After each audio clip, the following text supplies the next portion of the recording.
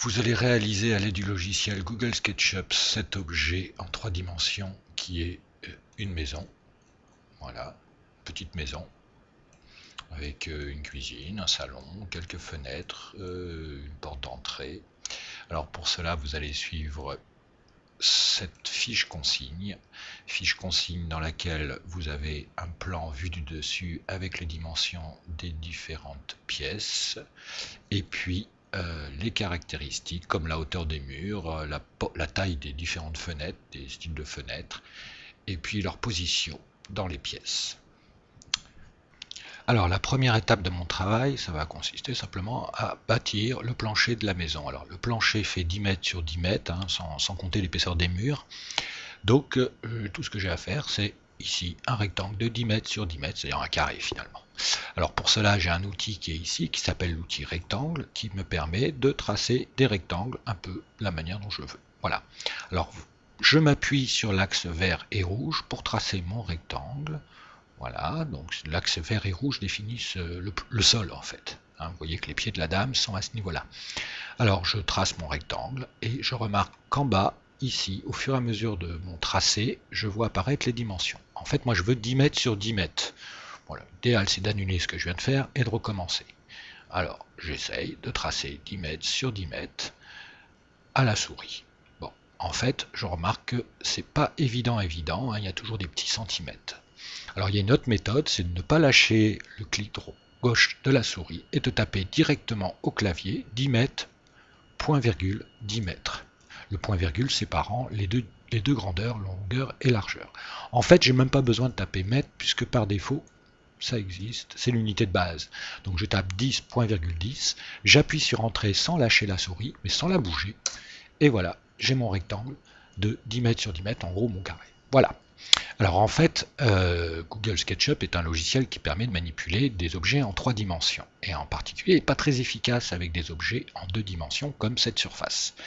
Donc dès que j'ai tracé quelque chose, j'ai intérêt à lui donner une petite épaisseur pour en faire un objet en 3 dimensions, ce qui est beaucoup plus compréhensible pour le logiciel. Pour ça, je vais utiliser cet outil qui s'appelle pousser-tirer et je l'applique sur la face et je descends vers le sol comme des fondations, comme une profondeur, et puis je tape une dimension un peu au hasard. Ici je vais choisir 0,4 mètres, c'est-à-dire 40 cm de profondeur. Voilà, comme pour les murs finalement. Voilà la première partie, donc qui est juste le bâti, l'esquisse, la toute première esquisse de mon plan. Alors l'étape suivante va consister, je vais dessiner les pièces une par une, tranquillement. Et encore une fois, je vais utiliser l'outil rectangle. Donc je regarde bien les dimensions, la chambre 1, 4 mètres sur 4 mètres, la chambre 2, 4 mètres sur 3 mètres, la salle de bain, 2 mètres sur 3 mètres. Et je n'ai plus qu'à faire des rectangles en suivant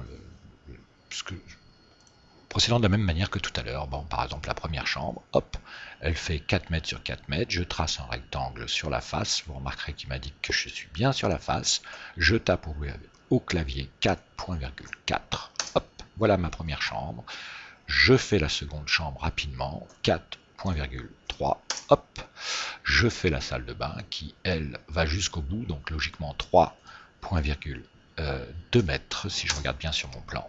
Ensuite, les WC qui font 1,5 point 1,5, voilà, et ensuite la dernière pièce, la cuisine, qui elle fait 6 mètres, point 4, voilà. Imaginons que je me sois trompé, que je vois que ma cuisine n'est pas très bonne, l'idéal c'est de revenir en arrière en faisant annuler pour recommencer, plutôt qu'essayer d'effacer 6.4, voilà, là j'ai réussi dessiner les différentes pièces. J'ai esquissé finalement le plan de ma maison tel que défini sur cette feuille. L'étape suivante donc va consister à tracer les murs. Alors si je regarde mes caractéristiques, donc j'ai deux styles de murs, les murs extérieurs qui font 40 cm, c'est-à-dire ceux qui donnent sur le dehors, et les murs intérieurs qui eux font 20 cm. Je vais m'intéresser d'abord aux murs intérieurs. Alors pour cela, donc mes pièces, j'ai la grandeur moyenne, par exemple la chambre 1 ici fait 4 mètres sur 4 mètres, les murs vont faire 20 cm entre les deux chambres, ici, donc il va y avoir 10 cm vers l'intérieur ici et 10 cm vers l'intérieur ici, la somme des deux faisant bien 20 cm. Alors pour tracer ces murs, je vais utiliser un outil qui s'appelle décalage, qui est là. Et il me suffit de cliquer sur, par exemple, l'esquisse de la chambre 1 et de déplacer vers l'intérieur. Vous voyez que ça forme exactement la même, une figure proportionnelle, mais décalée d'une certaine valeur que je vais indiquer au clavier, qui est comme d'habitude indiqué ici. Je vais l'indiquer donc au clavier, c'est 0,1. Alors pourquoi 0,1? Parce que en faisant la même chose ici, 0,1 encore, j'ai bien des murs qui font 20 cm ici. Ben, ça implique que je dois le faire dans toutes les... à partir de tous mes traits. Donc voilà, petit à petit je trace mes murs, 0,1. Éventuellement, j'ai le droit d'agrandir.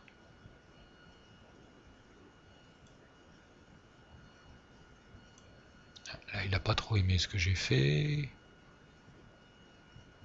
Là, il faut vraiment que je n'hésite pas à agrandir. Alors, il me reste, je crois, la cuisine intérieure. Hop, 0,1. Voilà. Donc là, j'ai fait tous mes murs intérieurs. Maintenant, je vais par la suite, je m'occuperai des murs extérieurs. Alors maintenant, nous allons nous intéresser aux murs extérieurs. Alors les murs extérieurs font 40 cm, c'est-à-dire qu'ici, je devrais avoir 40 cm. Il faut remarquer que j'ai déjà 10 cm, donc il me suffit de déplacer, de créer des murs de 30 cm. Alors pour cela, il y a plusieurs possibilités. La première, un peu, c'est de créer directement des rectangles qui font la taille de la maison et qui font donc 30 cm. Donc je tape 10, point virgule 0,3. Voilà, donc là, ainsi j'ai un mur total ici qui fait 40 cm. Voilà. Une autre possibilité, comme j'ai créé du volume, c'est de déplacer ça de 30 cm, donc 0,3, et de faire ça sur tous les côtés, 0,3. Je tourne ma maison, je continue avec le pouce étiré 0,3, hop. Vous remarquerez que tout l'intérêt d'avoir, ça ne marche que parce que j'ai donné une épaisseur à mon plancher lors de la première étape.